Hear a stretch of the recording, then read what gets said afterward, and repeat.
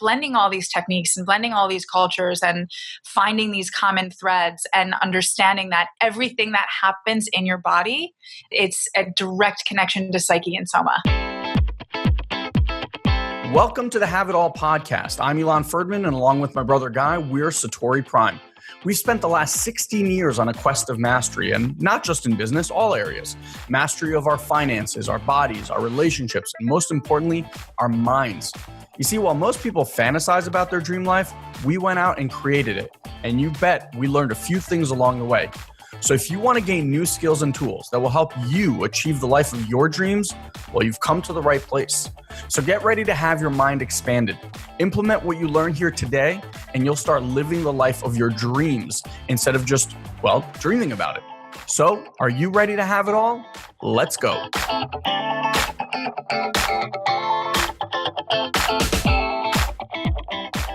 All right, everybody. Welcome here. Guy Ferdman of Satori Prime. I have this awesome light of a guest with me here today, and this is for the Have It All podcast. So I'll give you a little bit of background, and then I'll have Kira say her piece as well. I don't know how many years ago it's been. Maybe you remember? Do you know when we met? 2008? I 9? feel like 2009. Okay. I think. Yeah. 10 maybe. We'll say that the economy was in a complete free fall when Kira and I met. We actually met in the hallways of Landmark. What was her name? Is it Vaughn? Something Vaughn, right? Your friend's name. Amber. Amber, thank you. But it's like Amber Vaughn something, right? I've always wanted a Vaughn in my name or like a Van in my name, so I always thought that was super cool. But yeah, I was head coaching a Landmark SELP program. Amber was a student in that program, I believe, and she invited you to come check out an introduction, right? I don't think you had been involved in the work yet. And I see this. No, I hadn't.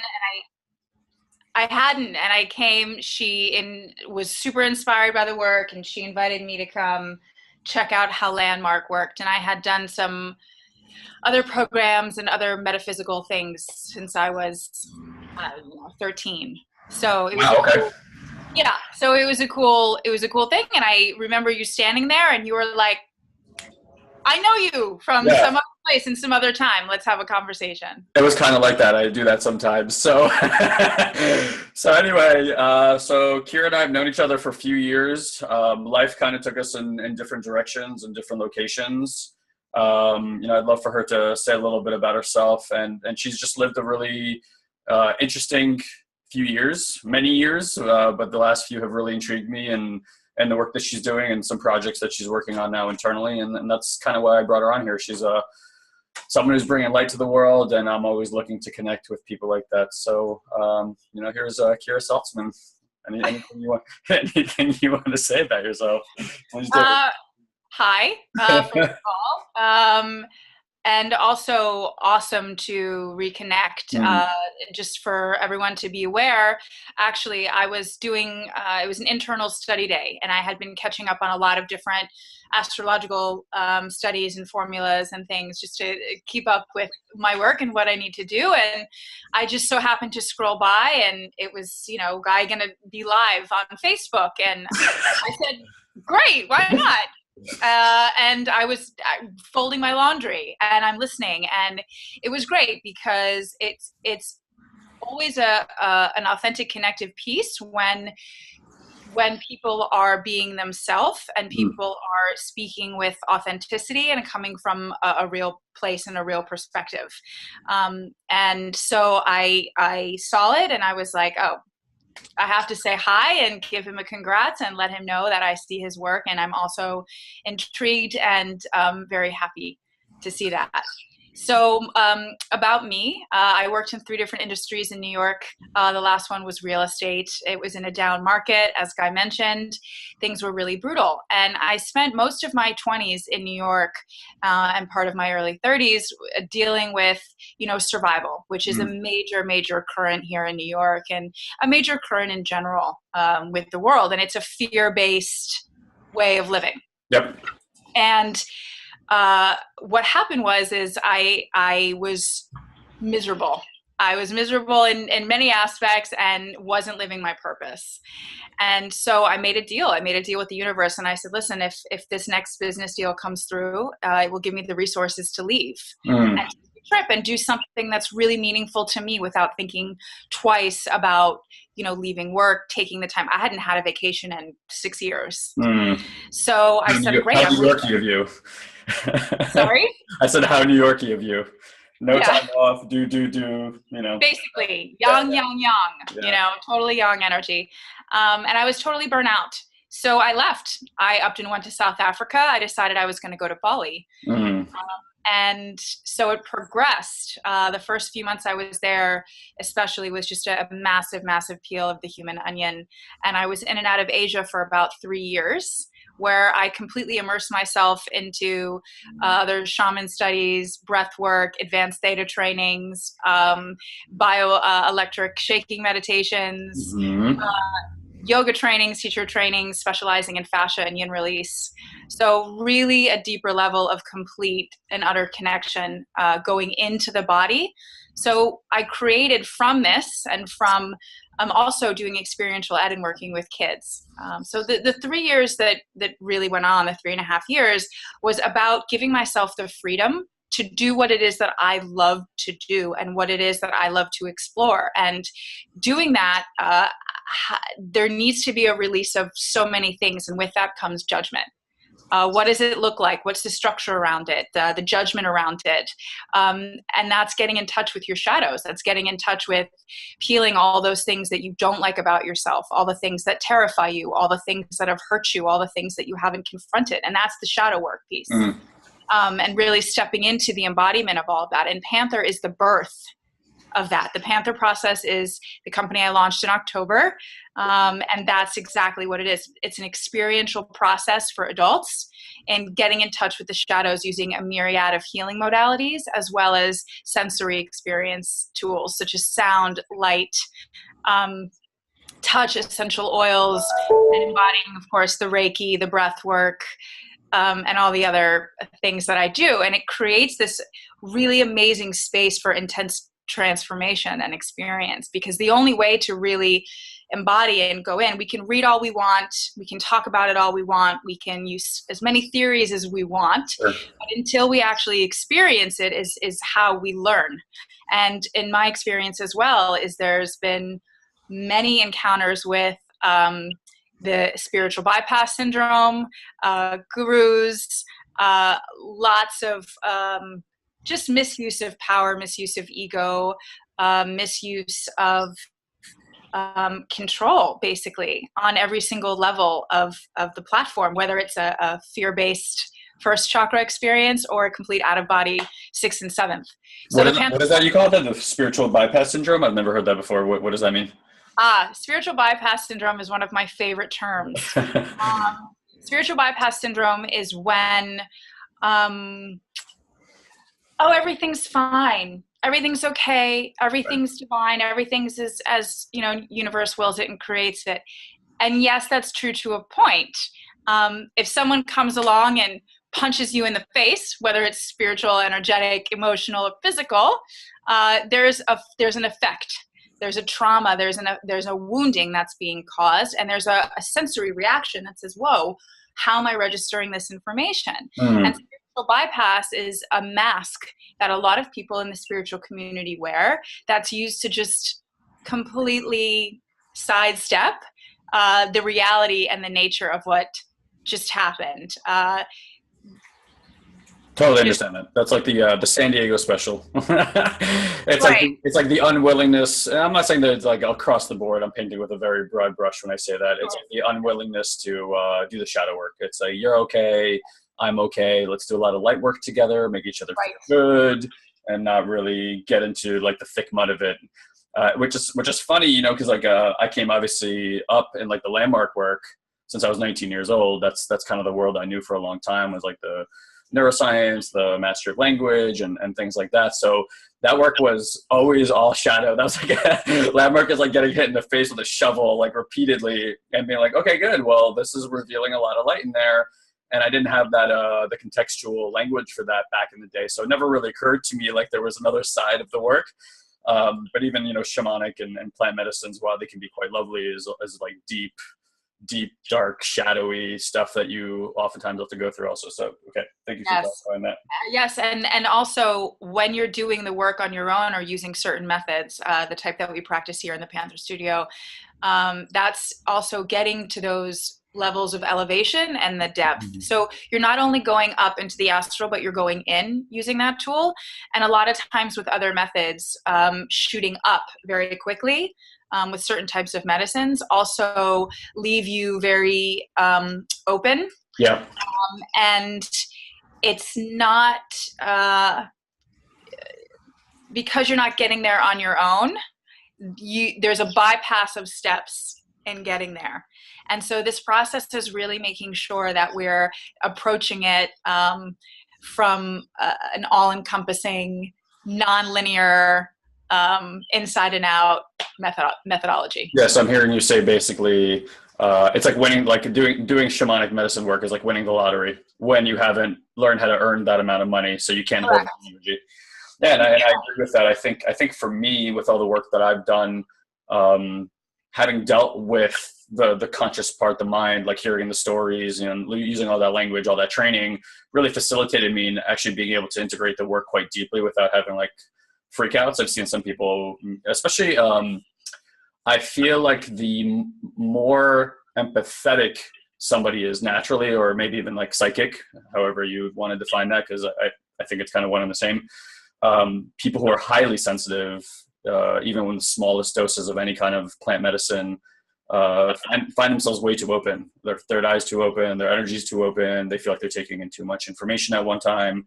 And I think there's something to be said about that too for them, is to actually push themselves into that realm so they can kind of find their boundaries and figure out, what do they want to let in, where do they feel best served? Because a lot of times they're just overwhelmed by society in general.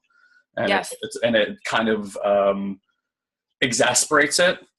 And I think it shows them the extreme so that they can be like, okay, well, I want to put my wall here, or at least this is where my muscle is at right now. And I think that's important. And what I wanted to ask you, so, you took yourself off radar, which is awesome. I love everything about that. And this is, every time I look at Kira, I always think of the woman from National Geographic, like that super famous Afghan woman with the really blue eyes. I don't think it's coming quite across as much in the video, but like Kira's eyes are like piercingly blue. So I always look at you and I'm like, huh. My point is that, you've come back to a concrete jungle, New York, which even now I've been away for 4 years. And I imagine for you too, coming back must have been interesting to say the least. I don't want to say difficult, but interesting. Cause now when I come back, everywhere you live is a bubble everywhere.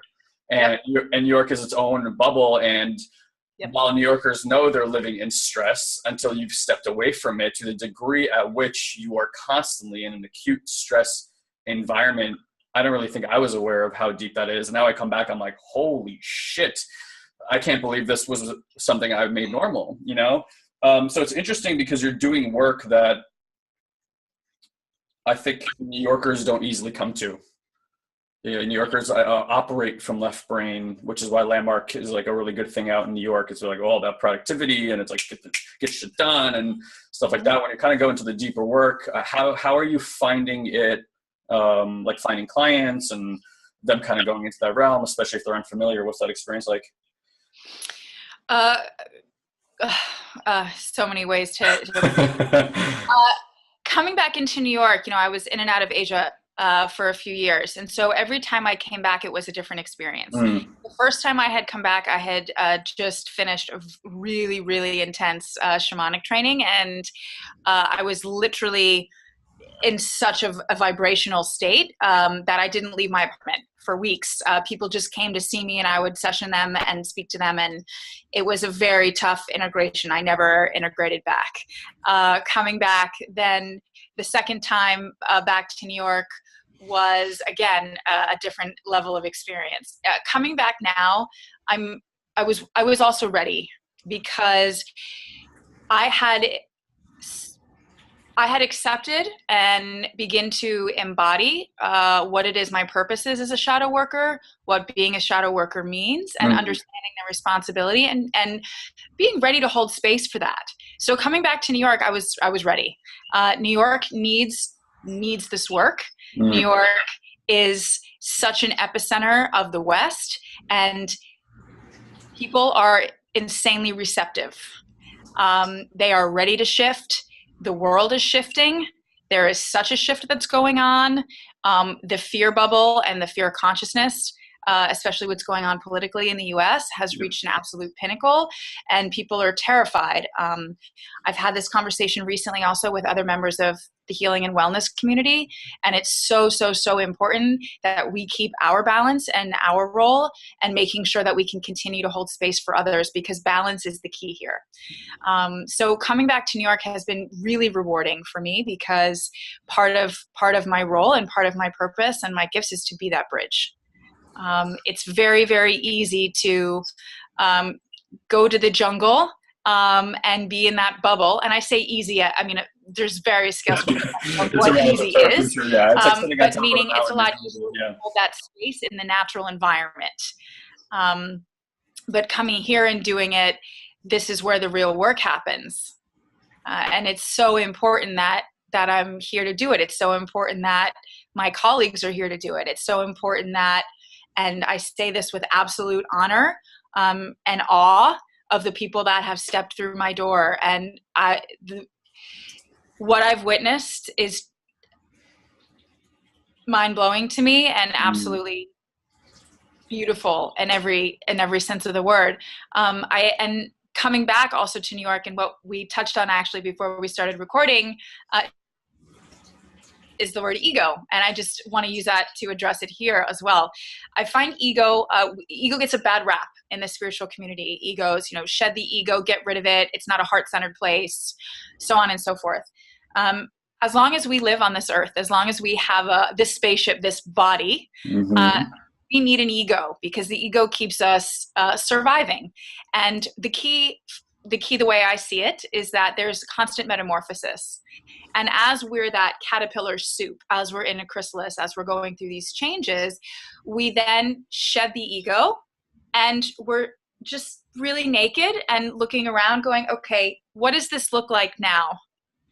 And we put on a new one. We put on the new ego suit, right? We put on something else to wear. It's like a new outfit, honestly, I say.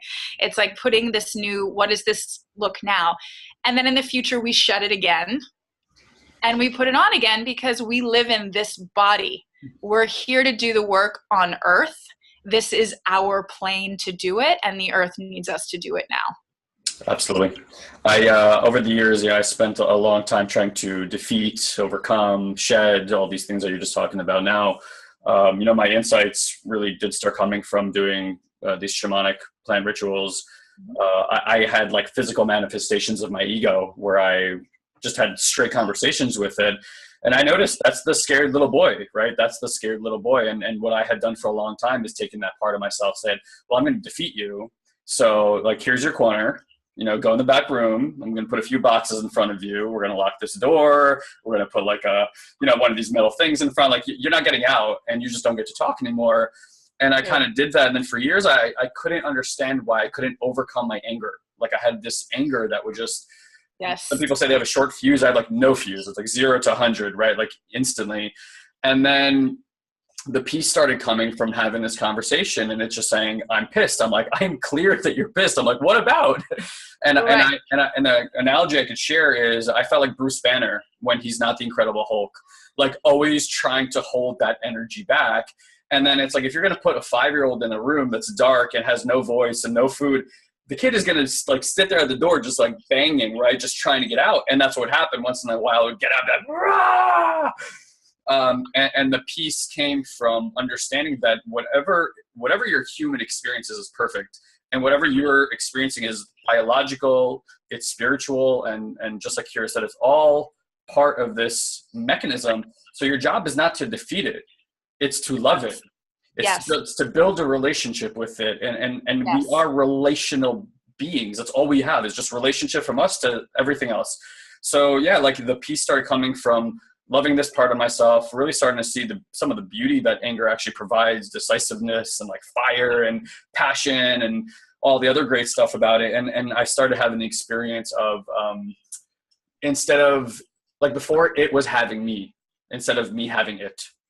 And I notice even the way that we say in language, like I'm angry, it's like you're expressing and creating yourself as like the being of anger, as if that was so. I mean, you're having anger and you're currently experiencing anger. And and even if you start using like that language, you're saying, well, this is a passing through phenomenon. It is not who I am. So that's really, really helped me. I wanted to ask you, so you kind of like, I listened to your experience, and I think she went through her own like eat, pray, love kind of thing over there. And, you know, for someone who's listening and maybe they've just kind of dipped their toe in the water, whether it's in a psychological type of way or in like a heart center type of way. I haven't been to Bali, and I'd like to get there this year, within the next few months, actually. And I imagine it's, you know, offered you just even that energy, being around that energy, being around the people that are there. Today, looking back at who you were, and somebody who's kind of dealing with where you were, what was like the advice you would give yourself today, and some of the insights that you've had over the last few years? And, you know, I speak to yourself, but it's like you're speaking to somebody else too. Yeah. Well, that's the Panther process. That's how this got birthed. You know, I was my first client. Totally. Everything that I speak about with my clients, everything that I go through, everything that's felt is exactly what I went through and continue to go through. This is not, and I want to be really clear also speaking about it, you know, evolution is a constant process. It's a nonlinear process. I use this analogy and I love it. And I forget the artist's name. You may remember it. It's the staircases in all the different directions. MC Escher?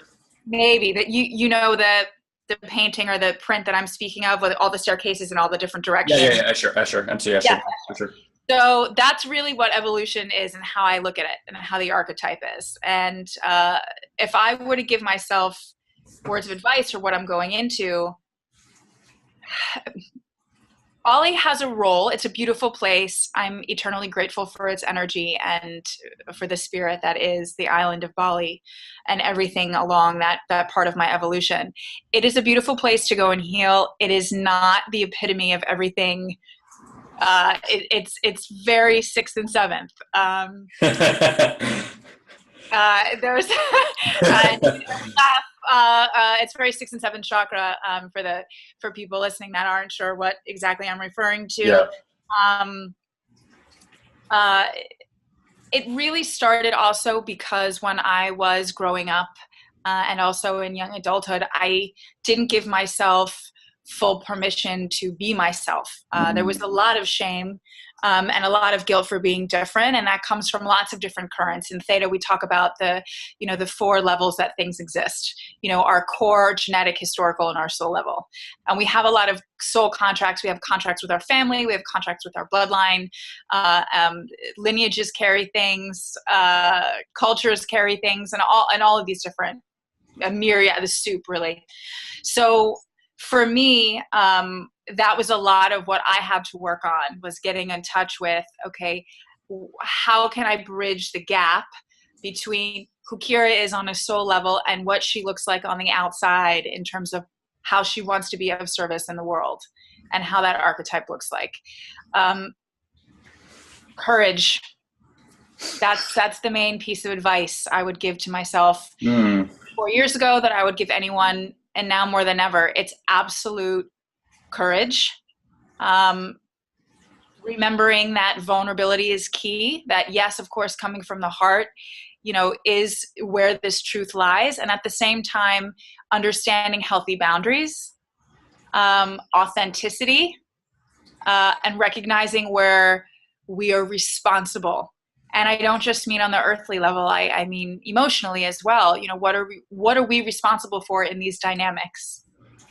Can you give your personal distinction of those 2 words, like authenticity and courage? Because I think it's easy to transpose your own experience onto that or make it a moral issue or something like that. And I want you to clearly define it from your own experience.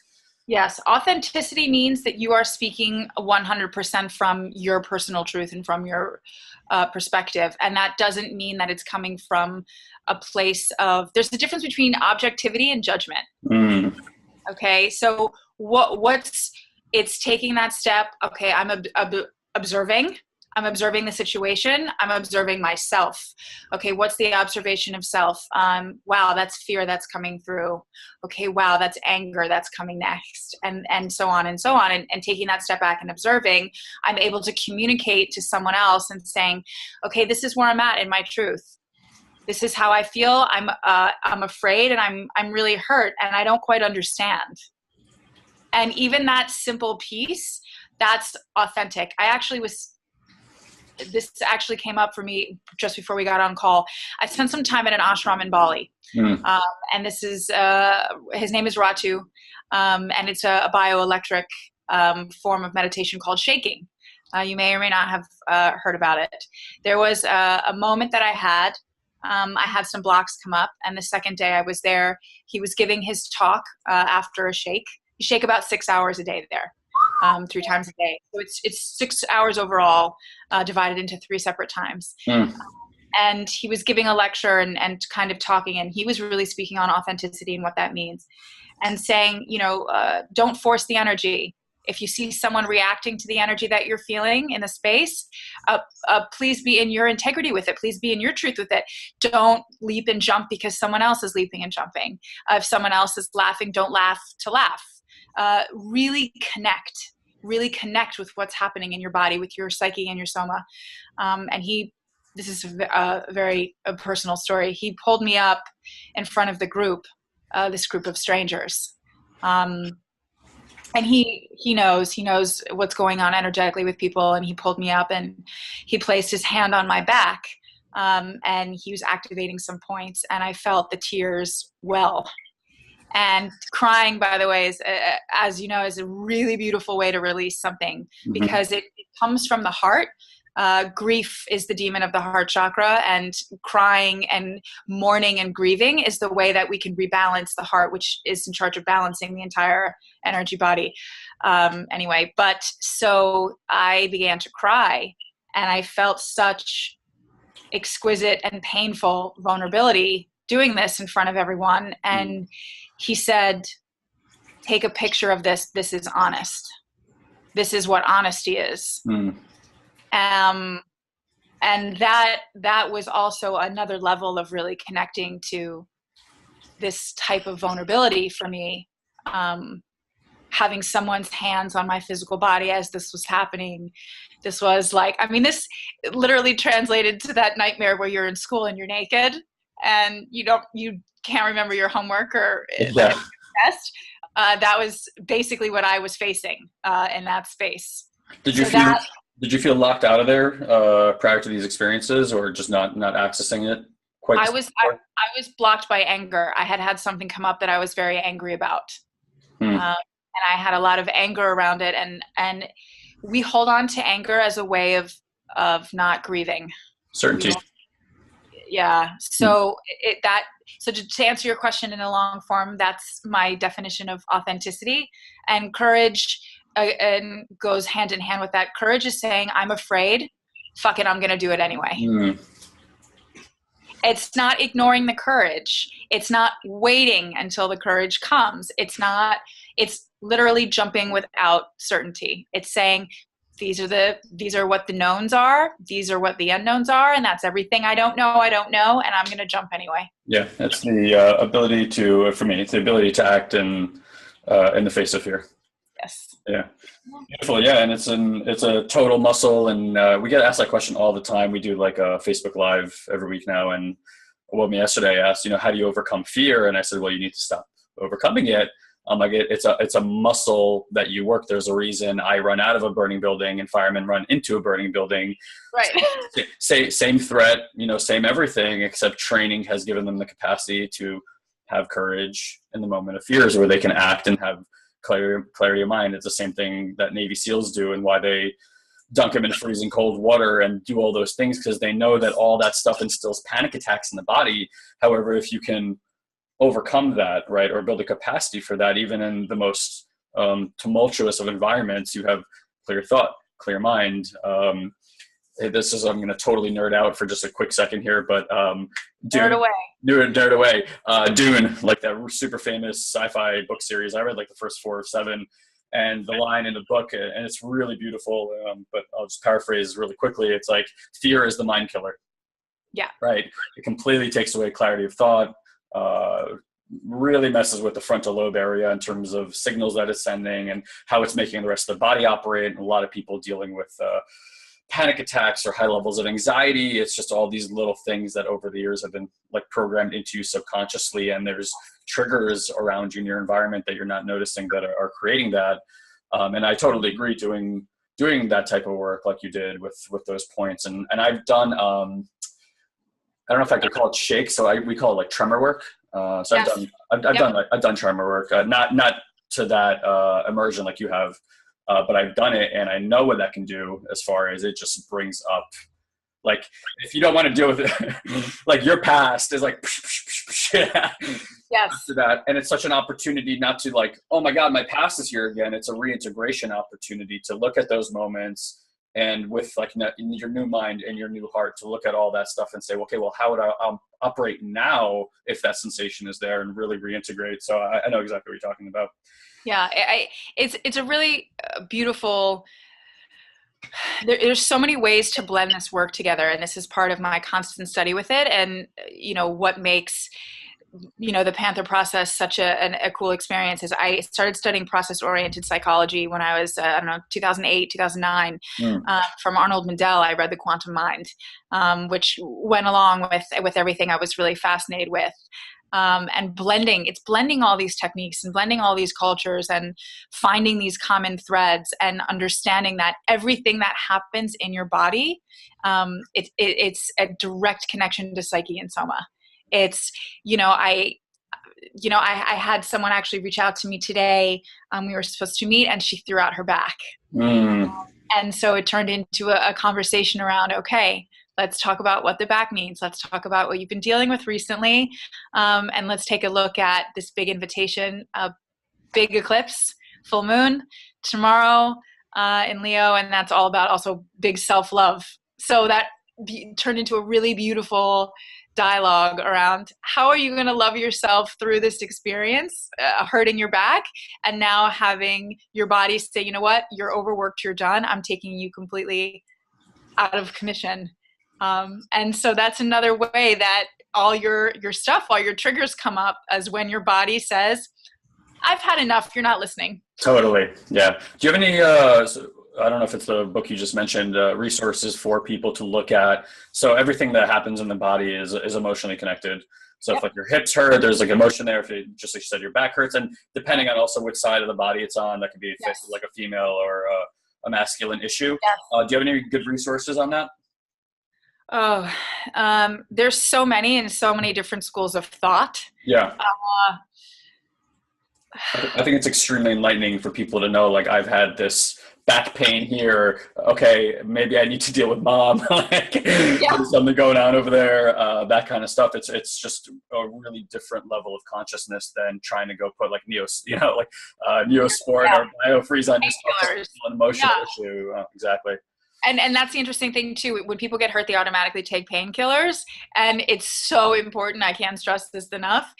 Your body is trying to tell you something, and when you take something to dull your mind and your body, you can't listen. Mm-hmm. So I highly encourage also for people to feel into their pain, which is why my clients love and hate me at the same time, because when they get into session with me, there's no way out until it's over. I say, I'm not going to end. I'm just going to get you through, because I meet you how you need to be met.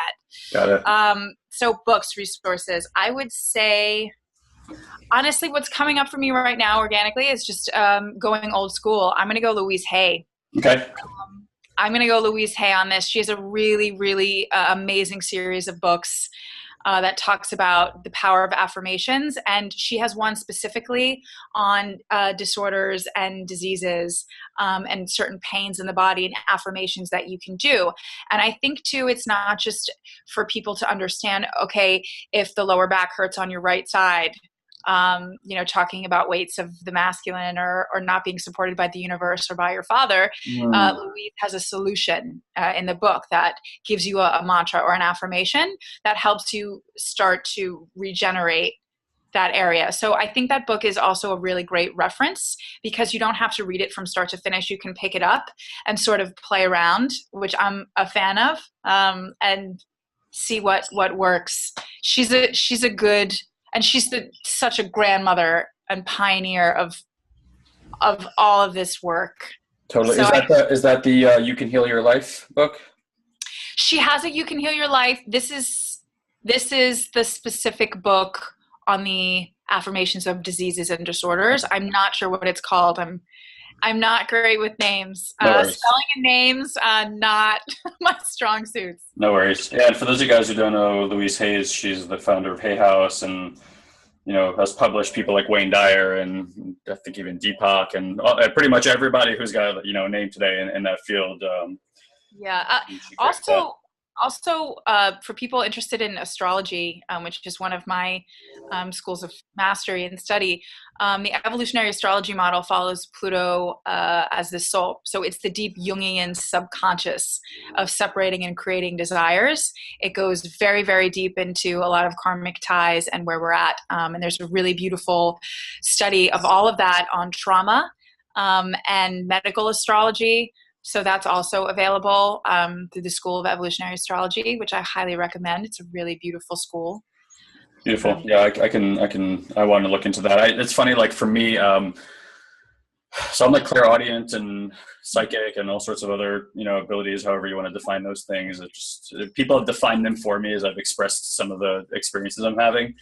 And I've been told for quite a while that if I just study astrology, like I can then use my intuition, pull what I need to pull, but then use the science to kind of affirm, like give myself like a secondary opinion kind of thing. So I know what's actually going on. So I find it fascinating, but for whatever reason, it hasn't come with ease for me. It's not like a science of mastery that comes with ease. So I just reach out to people like you. Well, the planets are with every symbol, it's a powerful archetypal energy that's behind it. And that's the amazing thing, too, about when you start studying astrology is because you start recognizing it, and it literally does. It picks up on that side of the brain, on the right side, and you start intuiting it without being able to use words correctly. I find that often in sessions when I'm working in astrological sessions with people, the words don't come out so well. It's literally very slow and gummy because I channel so much I can't download it fast enough with exactly what's going on. But yeah, it's a beautiful way of studying it. I'm so fascinated with all the different tools that we have. And I think it's so important, though, for people learning and wanting more information that they take on a full energetic download of all the different schools. If you're not grounded in your body and you're just studying methods of 6 and 7, clairvoyancy trainings, theta trainings, things of that nature, you'll fly off. If you're just studying body work, and you don't have the tools to integrate the visions that are coming to you when you're doing breath work, or understand that you access and dial into your own DMT at times when that happens, the visuals surrounding it or the energies that happen so it's a really beautiful practice of incorporating all of those things, and for example, people that do yoga, I highly encourage them to get to the roots of the sutras. I was very fortunate to be trained by my teacher, Denise Payne. She's amazing and all-encompassing in all the worlds of yoga in the true form. Not an exercise, guys. It's not an exercise of energies. It is how we incorporate and balance our bodies. And it's amazing to see because observation through my personal practice, I can see what energetic bodies are completely out of balance when I practice. It has nothing to do with where I'm at in terms of my strength. That's beautiful. Yeah. And I couldn't agree more. I've gone through a lot of these experiences myself, many of them without context. I've done the really deep breath work and tapped into some DMT experiences, and then like my legs cut off and I can't even use them for like 40 minutes. Yeah. Sorry about that, guys. Had a little tech mishap. But what I wanted to pick up on and then just kind of start wrapping up is, with all the experiences I've had, I've found over the years a lot of teachers bring to the table like a specific methodology. And that's great, right? Everyone, it's exactly like what you said. You are your first student. We all teach the things that we're working on healing within ourselves. And what I hear from you is you become like a really beautiful dancer. I always make the analogy of when you go like learn salsa or something, it's like, you know, you're looking down and you're counting the steps and it's awkward and it's clunky. And then, but you go from kind of a student practitioner to mastery type of methodology. Robert Greene in the book Mastery does a beautiful, eloquent job of describing the process of mastery. But as you learn to dance, of course, you're like, then you could see your partner. You're like, oh yeah, I have a partner. Like, and dance with this person. You stop counting the steps, and then when you like master that dance, nobody dances that way except for you. Like you're doing the salsa, but that's like your salsa. So I just hear you've done a lot of experiences, and people that come to work with you, it's not necessarily a methodology. It's a holistic view on how to integrate really, you know, you're talking about 6 and 7, 1 through 7, and looking at the physiology of the body and the biology of the body and the spiritual aspects and the heart and bringing all of it into it. And for me too, that's been my work, is getting it much more holistic. And I find that to be crucial. And doing it with, you know, the New York edge. You know, I'll stare down the barrel of the gun with you. And it's really that sense. I tell every client before session, I will meet you exactly how deep you want to go. So that's really the dance. Yes, it is for sure. Yeah. Beautiful. So where can people find out about you? How do they find out about the Panther Project? The Panther Process. I'm sorry. Yeah. Yes, Panther Process. And also just something I want to add about it. It incorporates a lot of other experiential elements to it, which helps make it so unique, which is why I'm also really proud of it, because it's such a combination of art installation, sound, and healing and coaching. So it all comes from, you know, and a very Jungian perspective, which is always a little dark and dirty, if you will. They can find at thepantherprocess.com. We are just about to officially launch our social media, which has been neglected amongst all the other work that we've been doing. So that's going to be up and running. There is also an events page on my website. We are hosting an all-women's retreat. It will be in France in August in the Loire Valley. Stay tuned. It's a very magical, exclusive property, and we're very excited for this adventure as well. Otherwise, you can reach us on our contact page or me directly at kira@thepantherprocess.com. Love it. Love it. Love it. Thank you for sharing your gifts with us and a little bit of your story. And I'm excited. Yeah, absolutely. I'm excited to view it from the outside and just watch this unfold. And you know, at some point, I'd love to have you back on and just talk about how it's opened up and the type of work that you're doing. Share some war stories, you know, about things like that. So thanks. I have many. Anytime. I'm sure from one Virgo to another, I get it, sweetheart. All right, it's a pleasure having you. Hey, babe. All right, love. Thank you. Ciao.